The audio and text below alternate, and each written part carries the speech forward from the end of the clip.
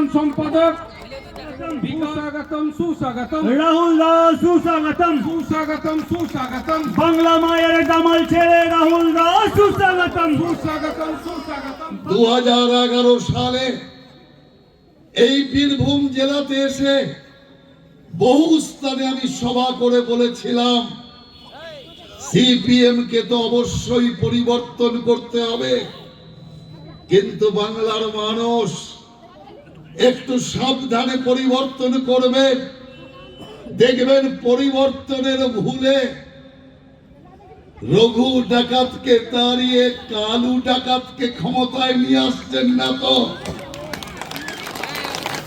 ঘুরে ঘুরে বাংলার মানুষকে বলেছিলাম, আর এখন বাংলার মানুষ আমাকে বলছে আপনি ঠিকই বলেছেন, আমরা ডাকাত তাড়িয়ে ডাকাত এনেছি, রঘু ডাকাত তাড়িয়ে কালু ডাকাতের আহ্বান আপনার ঠিক ছিল। আর আমিও মনে মনে ভাবি, যদি এখন বুঝলো মানুষ তখন বুঝলো না কেন? আমি তো বলেছিলাম রঘু ডাকাতকে তাড়িয়ে কালু ডাকাতকে আনবেন না। মানুষ এখন বুঝতে পারছে আমার কথা, কিন্তু তখন বুঝতে পারেনি। আমারই এক দাদা আমাকে বলল, দোষ মানুষের নয় রাহুল, দোষ তোমার, দোষ তোমার নয়, দোষ লিঙ্গ বিভ্রাটে। তুমি বলেছ রঘু ডাকাত তাড়িয়ে কালু ডাকাতকে আনবেন না। লোকেরা বলছে রঘুকে তো চিনে ফেলেছে, রঘু ডাকাতটাকে তো দেখছি, কিন্তু কালু ডাকাতটাকে, কালু ডাকাতটা খুঁজে পাচ্ছে না। তুমি যদি বলতে রঘু ডাকাতকে তাড়িয়ে ফুলন ডাকাতকে আনবেন না, তাহলে মানুষ বুঝতে পারত। লিঙ্গ বিভ্রাটে এত বড় সমস্যা তৈরি হয়েছে, দুর্ভোগ হয়েছে বাংলার। যে বাংলায় তৃণমূল কংগ্রেস ক্ষমতা এসেছিল, বদলা নয় বদল চাই স্লোগান দিয়ে, আজ সেই বাংলায় সবচেয়ে প্রধান বদলাই ওদের একমাত্র হাতিয়ার। বদলার সাথে সাথে আপনি দেখছেন চুরির প্রতিযোগিতা চলছে। এ বালি চুরি করে তো পাথর চুরি করে, এ পাথর চুরি করে তো স্টোন চিপ চুরি করে, এ স্টোন চিপ চুরি করে তো কয়লা চুরি করে, এ 100 দিনের টাকা চুরি করে তো আবাস যোজনার টাকা চুরি করে। চুরির কম্পিটিশন চলছে। তৃণমূল আর তৃণমূলের খুনোখুনি চলছে। কাজল বড় না অনুব্রত বড়, কাজল দিদির কাছের না অনুব্রত কাছের, সেই লড়াই আজকে এখানে চলছে। পরিষ্কার বলে দিচ্ছি, না কাজল থাকবে না অনুব্রত থাকবে এই পশ্চিম বাংলার বুকে, বীরভূমের বুকে। আর কয়েক মাস বাদে বিজেপি থাকবে, বিজেপি এখানে থাকবে, আর কেউ থাকবে না। কি চলছে এখানে? কদিন আগে আপনারা দেখেছেন কেন্দ্রীয় সরকার 100 দিনের টাকা আটকে রেখেছে।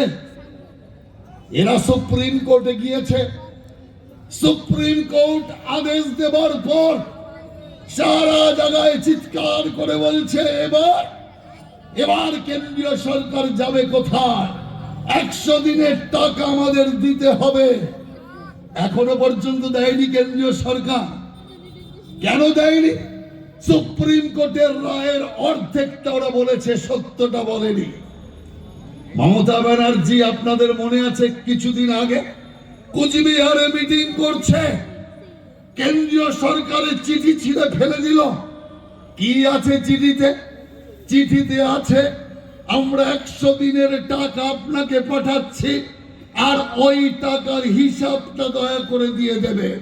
হিসাব হিসাব চাইলেই মাথা গরম, হিসাব চাইলেই কাগজ ছেড়ো, হিসাব চাইলেই চিৎকার শুরু হয়ে যায়। সুপ্রিম কোর্ট কি বলেছে? সুপ্রিম কোর্ট বলেছে মানুষের টাকা মানুষকে দিন, কিন্তু হিসাবটা বুঝে নিন। আমরা তো কোনোদিন বলিনি কেন্দ্রীয় সরকার টাকা দেবে বলেই তো এই প্রকল্পটাকে চালাচ্ছে। নইলে তো এই প্রকল্প বন্ধ করে দিত। আমরা প্রথম থেকে বলেছি দিদিমণি টাকা যা লাগে তা নিন, কিন্তু টাকার হিসাবটা দিন। টাকা নাও, হিসাব দাও, হিসাব দাও, টাকা নাও। উনি হিসাবও দেবে না আর টাকাও নিয়েও দাবি করে যাবে। এই জিনিস চলতে পারে না। তাই আজ খোলা জায়গায় এখানে দাঁড়িয়ে ঘোষণা করে যাচ্ছি, যারা 100 দিনের টাকা মেরেছেন, যারা আজকে প্রধানমন্ত্রী আবাস যোজনার টাকা মেরেছেন, জনকল্যাণের টাকা মেরে এলাকায় বাড়ি গাড়ি করেছে, কথা দিয়ে গেলাম গলার ভেতরে হাত ঢুকিয়ে ওই খাবার যদি বের করে না আনি তোমরা বিজেপির লোক নও। পরিষ্কার এখানে বলে যাচ্ছে, মানুষের টাকা চুরি করে সাদের বাড়ি করেছেন, সাদের গাড়ি করেছেন, ওই এলাকায় দাঁড়িয়ে ওই বাড়ি গাড়িকে নিলাম করে তবে ছাড়বো। এটা ভারতীয় জনতা পার্টির প্রতিজ্ঞা। সারা পশ্চিম বাংলায় মাস্টারদের দুর্নীতি করে আজকে 26,000 মাস্টারকে পথে বসিয়েছে। কে মাস্টারের চাকরি পেয়েছে? তৃণমূল নেতার বাড়ির চাকর, 8 পাস, জাল সার্টিফিকেট দিয়ে সে মাস্টার হয়েছে। তৃণমূল কংগ্রেস পয়সার বিনিময়ে নিজের নাম সই করতে পারে না এমন লোককে মাস্টার বানিয়ে দিয়েছে। এরা আপনার ছেলে মেয়েকে লেখাপড়া শেখাবে? আপনার ছেলে মেয়ের ভবিষ্যৎ কি হবে একবার ভেবে দেখেছেন? আর 26,000 মাস্টারকে রাস্তায় বসিয়ে দিয়েছে এরা। সেই কারণে আমরা পরিষ্কার বলতে চাই, একদিন শিক্ষায় ছিল বাংলা 1 নম্বর, আজকে দেশের মধ্যে 17তম স্থানে। একদিন সংস্কৃতিতে বাংলা ছিল দেশের মধ্যে 1 নম্বর, আজকে কোন নাম্বারই নেই সারা ভারতবর্ষে। আমরা শিল্পে ছিলাম 2 নম্বর, আজ কোন নাম্বার নেই। আমরা এই পশ্চিম বাংলা স্বাস্থ্যে ছিলাম 1 নম্বর, আজকে পশ্চিম বাংলার অবস্থা কোথায়? গরিব লোক পর্যন্ত চিকিৎসা করতে ভেলোর ছোটে, ব্যাঙ্গালোর ছোটে, চেন্নাই ছোটে। পশ্চিম বাংলার হাসপাতালে যদি কোনো রোগীকে নিয়ে যায় তার আত্মীয় স্বজনেরা, রোগী আকাশের দিকে তাকিয়ে ভগবানকে ডাকে, হে ভগবান, হাসপাতালে ঢোকার আগে আমাকে নিয়ে নাও, আমার যাতে মৃত্যু হয় বিনা চিকিৎসায় অবহেলায়। ওখানে গিয়ে আমি মরতে চাই না, ওখানে গিয়ে আমি মরতে চাই না। কি অবস্থা আজকে স্বাস্থ্য ব্যবস্থা!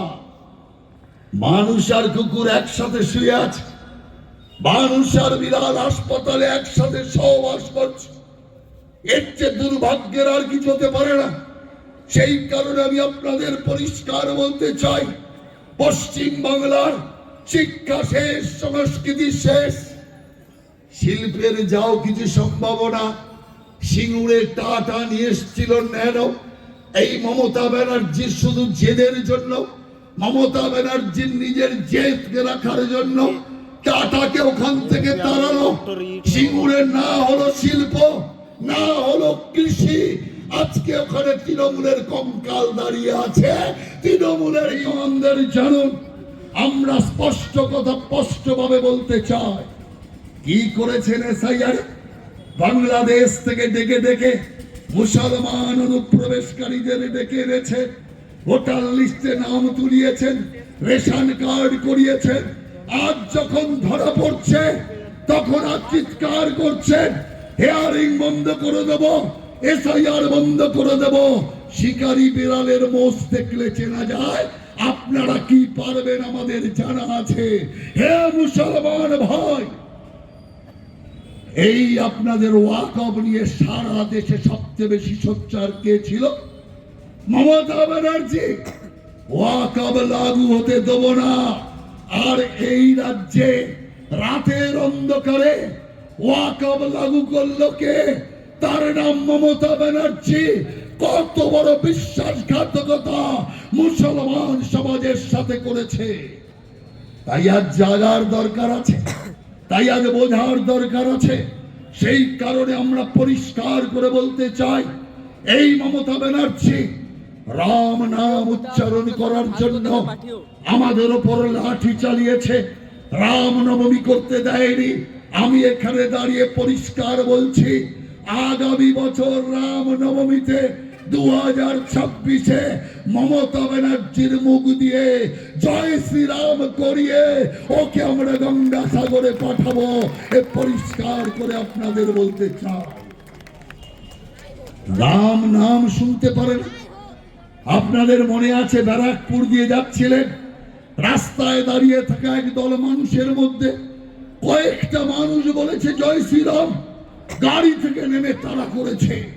কে বলল রাম? কে বলল রাম? সবাই চুপ। আবার যেই গাড়িতে উঠতে যাচ্ছে আবার বলল জয় শ্রীরাম, আবার তেড়ে গেল। আমরা দেখে ভাবছিলাম, অনেক সময় এলাকার দুষ্টু ছেলেরা অনেক পাগলকে খেপায়, কিছু একটা ধরে নাম ডাকে, পাগল ছুটে ছুটে যায়, আবার ছুটে ছুটে আসে, একেবারে সেই দৃশ্য। আরো ভালো কি দৃশ্য আপনি দেখলেন হাওড়া স্টেশনে, সেখানে বন্দে ভারত ট্রেনের উদ্বোধন হবে। বন্দে ভারত ট্রেনের উদ্বোধন করবেন ভারতের প্রধানমন্ত্রী নরেন্দ্র দাস দামোদর মোদী। হাজার হাজার লোক এসছে, সারা দেশ জুড়ে টিভিতে এর ডাইরেক্ট টেলিকাস্ট হচ্ছে। আমরা সেখানে উপস্থিত, এলেন রাজ্যের মুখ্যমন্ত্রী, সবাই বসে আছে।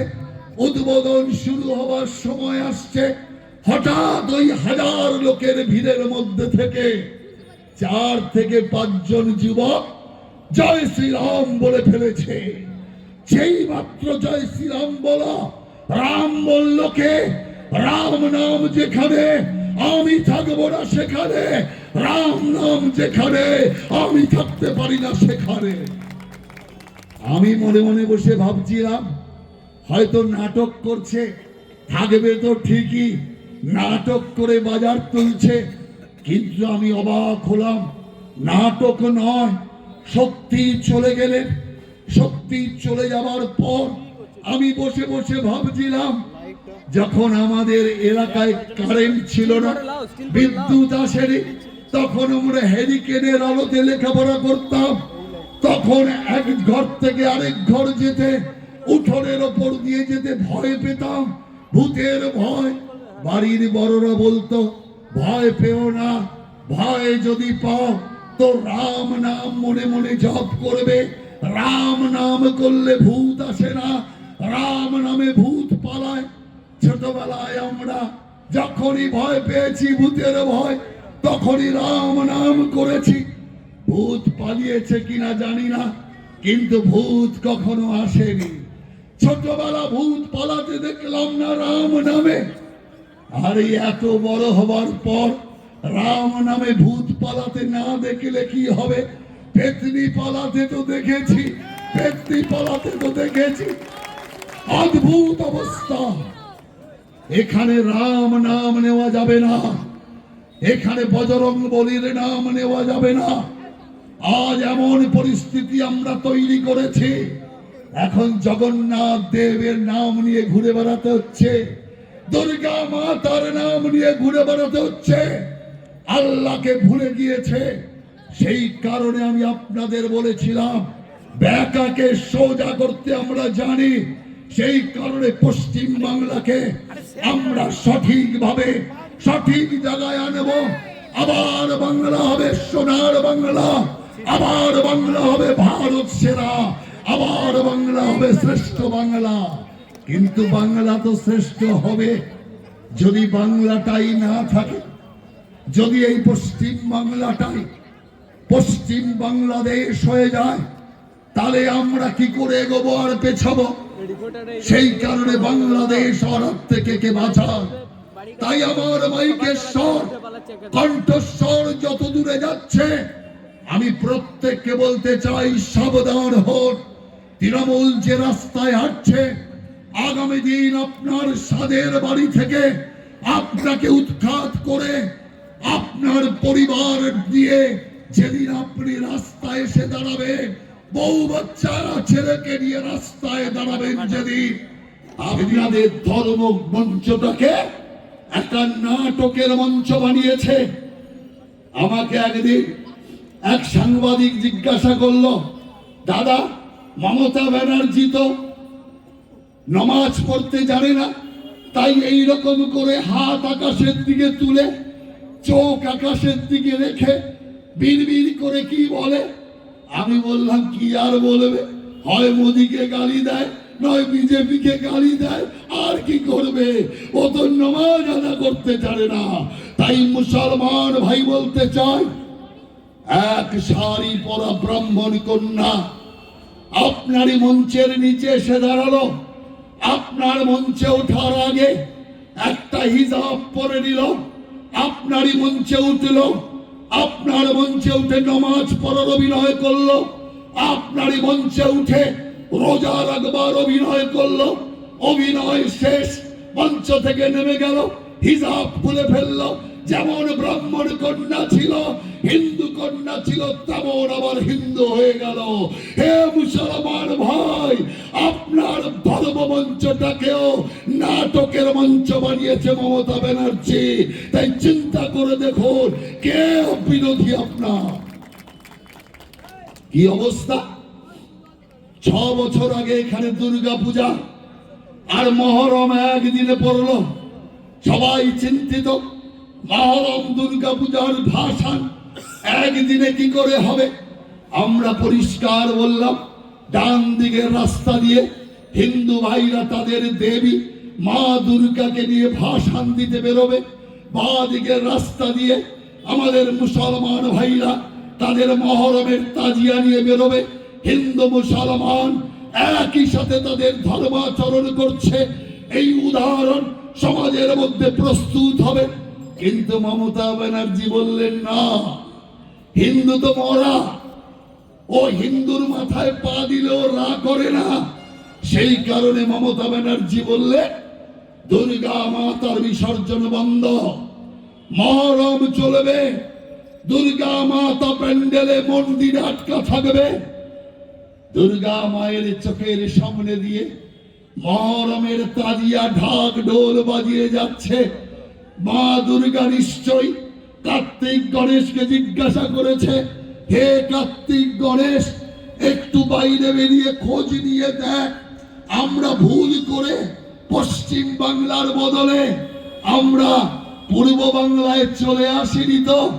কার্তিক গণেশ বলল, না মা, আমরা পশ্চিম বাংলাতে এসছি, এখানে এখন মমতা বেগমের রাজত্ব, তাই মমতা বেগমের রাজত্বে এটাই হবে। অবস্থা কি তাকিয়ে দেখেছেন?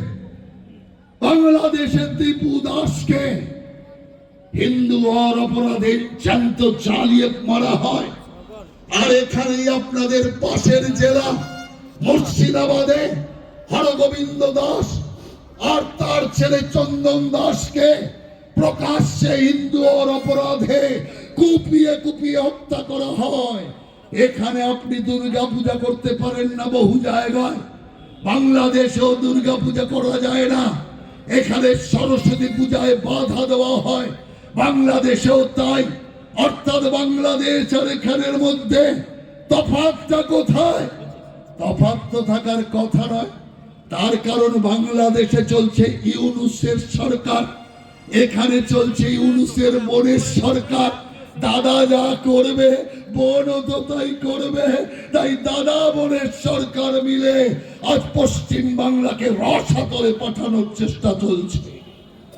আপনাদের মনে পড়বে এই দুর্গা মাতাকে আটকানোর কারণে যে দুর্গা মাতার অভিশাপ লাগলো, সেই অভিশাপ খণ্ডাতে যেতে হবে কোন মন্দিরে, ক্ষমা চাইতে হবে ঈশ্বরের কাছে। কোথায় যাবে? বাংলায় গেলে তো ধরা পড়ে যাবে, মুসলমান ভাইরা টের পেয়ে যাবে। সেই কারণে রাতের অন্ধকারে তিনি পৌঁছালেন পুরীর জগন্নাথ মন্দিরে। জগন্নাথ মন্দিরে গিয়ে সবে মাত্র সিঁড়িতে একটা পা রাখতে পা গিয়েছেন, ওপরে দাঁড়িয়ে থাকা পান্ডা বলছে, পুরোহিত বলছে, হে ম্যাডাম আর গোবেন না, এটা হিন্দু মন্দির, এখানে মুসলমানের প্রবেশ নিষেধ। আর সঙ্গে সঙ্গে সাংবাদিকরা ধরল ঘিরে। হে পান্ডা ভাইয়েরা, এ তো ব্রাহ্মণ কন্যা, হিন্দু, তাকে আপনারা মুসলমান বললেন কি করে? বলে আমরা যখন বাংলায় গিয়েছি, ডান দিকে তাকিয়েছি, গাছে ঝুলছে হিজাব পরা মমতা, বাঁ দিকে তাকিয়েছি, লাইট পোস্টে ঝুলছে রোজা রাখা মমতা, সোজা তাকিয়েছি, কারো বাড়ির ছাদেতে ঝুলছে নামাজ পড়া মমতা। অতএব এ দৃশ্যের বাইরে তোকে আমরা দেখিনি। আজকে একটাও আছে? একটাও নামাজ পড়া বোরখা পড়া মমতা আছে? একটাও নেই। বিজেপির চাপে, বিজেপির তাপে আজকে সব ভুলতে বাধ্য হয়েছে। হে মুসলমান ভাই, যার মুখে 18 বার মিটিংয়ে ইনশাআল্লাহ হতো, আজকে কোথায়? আল্লাহকে ছেড়ে দিয়েছে। অতএব মমতা ব্যানার্জি এমন জিনিস যে আল্লাহকে ছেড়ে দিতে পারে, সে সুযোগ বুঝে মুসলমানকেও ছেড়ে দিতে পারে, মুসলমানকেও লাথি দিতে পারে। ওখানে কারখানা তৈরি করব, বাংলা আবার হাসবে, বাংলার যুবকের হাতে আবার কাজ যাবে। পরিযায়ী শ্রমিক হয়ে আমার বাংলার ঘরের ছেলেরা দৌড়ে দৌড়ে খাবারের ভিক্ষা করে বেড়াবে না। একদিন লোকেরা বলতো খাদ্য চাই, চলে যাও পশ্চিম বাংলায়। পশ্চিম বাংলায় কেউ অভুক্ত থাকে না, বাংলা মার ভান্ডার ভর্তি, ওখানে সবার খাবার মিলবে। লোকেরা ভারতবর্ষের বিভিন্ন প্রান্ত থেকে এই বাংলায় এসছে। লোকেরা বলতো শিক্ষা চাই, চলে যাও পশ্চিম বাংলায়। স্বাস্থ্য চাই, চলে যাও পশ্চিম বাংলায়। আজ সেই বাংলার প্রত্যেকটা গ্রামগঞ্জের যুবক ছেলেরা তার নিজের মাতৃভূমি ছেড়ে দুমুঠো অন্যের জন্য আজ দেশের দেড় দৌড়ে দৌড়ে ঘুরে বেড়াচ্ছে। এর পরিবর্তন আমরা আনবো, এর পরিবর্তন আনবো শিল্পায়নের মাধ্যমে। পশ্চিম বাংলার বেকার যুবকের হাতে কাজ দেব। তৃণমূল কংগ্রেস বেকার যুবকদের হাতে কুটির শিল্পের মাধ্যমে বোম তুলে দিয়েছে। বাংলায় একমাত্র মমতার সফল শিল্প বোম শিল্প। আর মমতার সংস্কৃতি কি? এলাকায় এলাকায় মদের দোকান খুলে দিয়েছে, ভাটি খুলে দিয়েছে। তার কারণ ডুক পিও আর যুগ যুগ জিও করবার ব্যবস্থা। এই হচ্ছে তৃণমূলের অবস্থা। সেই কারণে আমরা পরিষ্কার বলতে চাই, যেভাবে পশ্চিম বাংলাকে নরকের রাজত্বে দাঁড় করিয়েছে, এই পশ্চিম বাংলাকে আমরা উদ্ধার করব। কিন্তু বাংলাকে তো তখন উদ্ধার করব যদি পশ্চিম বাংলা থাকে। এই তৃণমূল কংগ্রেস ষড়যন্ত্র করছে পশ্চিম বাংলাকে পশ্চিম বাংলাদেশ বানানোর, যার জন্য শাহরুখ খান সে KKR টিমের মালিক, ক্রিকেট খেলার টিমের মালিক, সে প্লেয়ার নিয়ে এসছে কোথা থেকে? বাংলাদেশ থেকে প্লেয়ার এনেছে। BCCI বলে দিয়েছে ওই প্লেয়ার চলবে না। বাংলাদেশ ওখানে হিন্দু নির্যাতন চলছে, হিন্দুদের উপর অত্যাচার চলছে, কিছুতেই ওই খেলোয়াড়কে এখানে খেলানো যাবে না। শাহরুখ খানকে তৃণমূলের ঘনিষ্ঠ, মমতা ঘনিষ্ঠ এখানকার অ্যাম্বাসাডার তৃণমূল, শাহরুখ খান আর ইসলামিক ষড়যন্ত্রকারীরা পরিকল্পনা করে এটা করেছে। আমরা পরিষ্কার বলতে চাই, শাহরুখ খান যদি এই জাতীয় ধর্মীয় খেলা খেলে, আমরাও পরিষ্কার বলছি শাহরুখ খানকে দেশ থেকে তাড়ানোর আন্দোলন শুরু করব, ওকে বাংলাদেশে পাঠাবো। এটা পরিষ্কার আমরা বলতে চাই। বিজেপি মুসলমান বিরোধী নয়, মুসলমানের বিরোধী বিজেপি নয়। আরো পরিষ্কার করে বলবো, বিজেপি মুসলমানের বিরুদ্ধে। কোন মুসলমানের বিরুদ্ধে? একদল মুসলমান আমারই দেশে জন্মগ্রহণ করে, ভারত মাতার খেয়ে, ভারত মাতার পরে, ভারত মাতার অন্ন জল হওয়ায় বড় হবার পর এই ভারতবর্ষের মাটিতে পাকিস্তান ভারতের ক্রিকেট খেলা হলে একদল মুসলমান পাকিস্তান জিতলে আমার মায়ের বুকের উপর দাঁড়িয়ে পটকা ফাটায়, মিষ্টি বিতরণ করে, পাকিস্তানের বিজয় উৎসব পালন করে। ওই মুসলমানকে পেছনে লাঠি দিয়ে ভারত থেকে বিদায় করব, এটাই আমাদের প্রতিজ্ঞা। আমরা চাই সেই মুসলমান, যে মুসলমান মনে করে এ ভারত আমার মা, এই মায়ের কাছে আমি ঋণী, তাই মায়ের জন্য আমি আমার জীবনকে উৎসর্গ করতে প্রস্তুত। সেই মুসলমানকে আমরা আমাদের বুকের সাথে বুক লাগিয়ে আমরা নতুন ভারত করতে চাই। পাকিস্তানি মুসলমান চাই না, বাংলাদেশি মুসলমান চাই না, এটাই বিজেপির বক্তব্য। কি চলছে আজকে? আমরা ব্যাটাকে সোজা করতে জানি, প্রমাণ দেব। আগে যখন আপনি মিটিং শুনতেন তৃণমূলের, মুখ্যমন্ত্রী এক একটা মিটিংয়ে 17 বার 18 বার বলতো ইনশাআল্লাহ ইনশাআল্লাহ ইনশাআল্লাহ। একবারও দেবদেবীর নাম মুখে আনেননি, কোন দেবদেবীর নাম বলতেন না, শুধু ইনশাআল্লাহ বলে যেতেন। তারপরে যখন বিজেপির চাপ আসতে শুরু করলো, তখন দেখলেন আল্লাহর সাথে এক একজন দেবদেবীর নাম বলা দরকার। সঙ্গে সঙ্গে কি করলে, অভ্যাস নেই তো, সেই কারণে বলে ফেললেন ইনশাআল্লাহর পরে বিষ্ণু মাতা। কে মাতা আর কে পিতা সেটাও জ্ঞান হারিয়ে ফেলেছে, ধোঁকা দিতে দিতে সেটাও হারিয়ে ফেলেছে। হে মুসলমান ভাই, আপনি মমতা ব্যানার্জিকে রোজা রাখতে দেখেছেন, মমতা ব্যানার্জিকে হিজাব পরে নামাজ পড়তে দেখেছেন। আমি আপনাকে প্রশ্ন করতে চাই, আপনার পবিত্র গ্রন্থ হাদিস কি বলছে? আপনার পবিত্র গ্রন্থ হাদিস বলছে মুসলমান ছাড়া কেউ রোজা রাখতে পারে না, মুসলমান ছাড়া কেউ নামাজ পড়তে পারে না। যদি মুসলমান না হয়েও এ কাজ কেউ করে, সে মুসলমানের সবচেয়ে বড় শত্রু। তাহলে হাদিস মতে মুসলমানের সবচেয়ে বড় শত্রুকে বলুন আপনারা। এই হচ্ছে ব্যাপার।